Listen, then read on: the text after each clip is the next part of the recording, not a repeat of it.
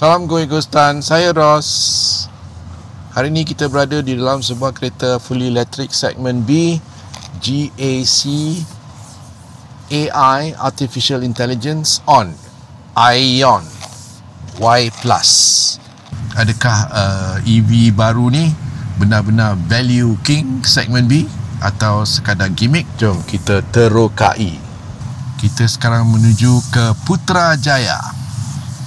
Lokasi penggambaran kita hari ini daripada Petaling Jaya ke Putrajaya.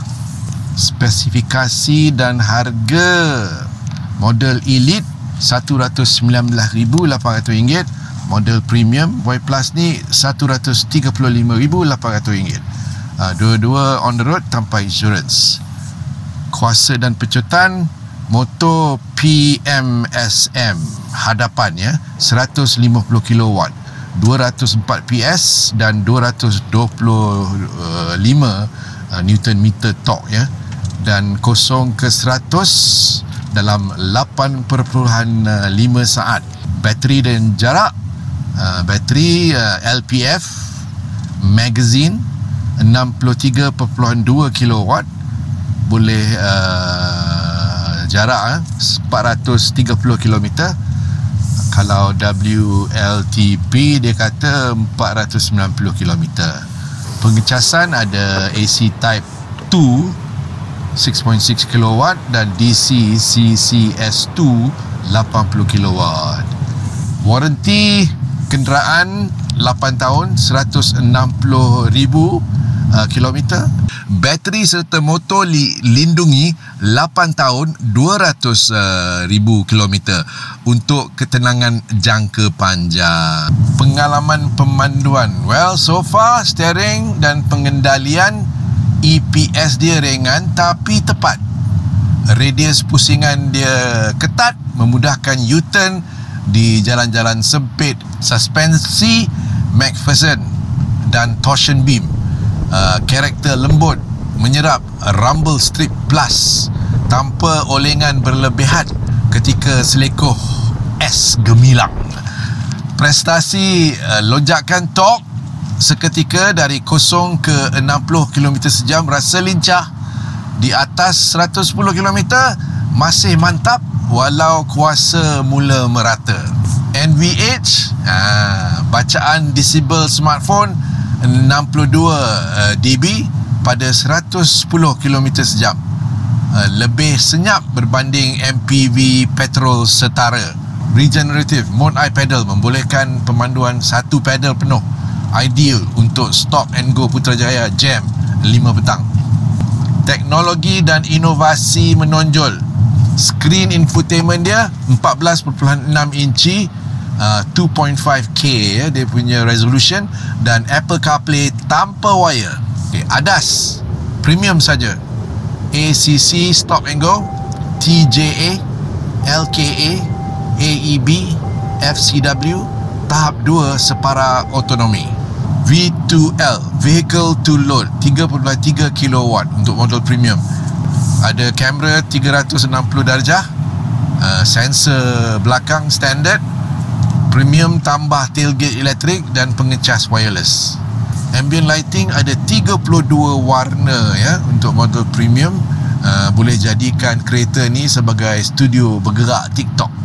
USPs, unique selling point yang jarang disebut, Queen Bed Mode. Kerusi penumpang lipat rata 180 darjah dan baris kedua baring 135 darjah. Ideal untuk rehat pemandu e-hailing. Pintu belakang boleh buka 90 darjah. Bukaan hampir tegak, memudahkan ISOFIX, dan muat basikal lipat tanpa calar. Ada 35 kombinasi warna kabin, 5 tema dalaman dan 7 warna badan, dan 3 pilihan bumbung hitam. Personalisasi sebenar. Pop-out door handles, pemegang tersembunyi ala segmen premium, kurang seretan udara. Early bird perks, 7 kW home charger dan kredit Jom Charge RM1,000 untuk 200 tempahan terawal. Platform AEP 2.0 jarak roda 2750mm, memberi ruang kaki belakang 1 meter, terluas dalam kelas. Pro dan kontra. Pro, harga agresif berbanding pesaing EV segmen B, kabin lapang, tempat duduk fleksibel, V2L practical, vehicle to load ya, ADAS lengkap, premium, warranty panjang. Kontra dia, tiada all wheel drive. Torque mula surut selepas 120km sejam. Bahan kemasan pintu belakang keras, mudah cala jika kerap bawa rig kamera ya. Rangkaian pengecas DC 80kW masih terhad untuk pantai timur. Terus terang, Ion Y Plus menyatukan practicality MPV, harga mesra poket dan jarak EV yang meyakinkan. Kalau anda sedang cari EV keluarga pertama, ini wajib ada dalam senarai test drive. Itu sahaja buat kali ini. Kisahnya kereta GAC Ion Y Plus. Yang ini agak tinggi juga ya.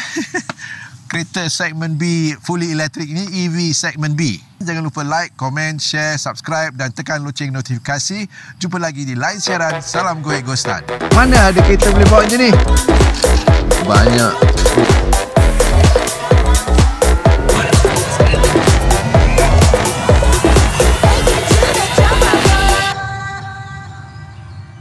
Waktu nafas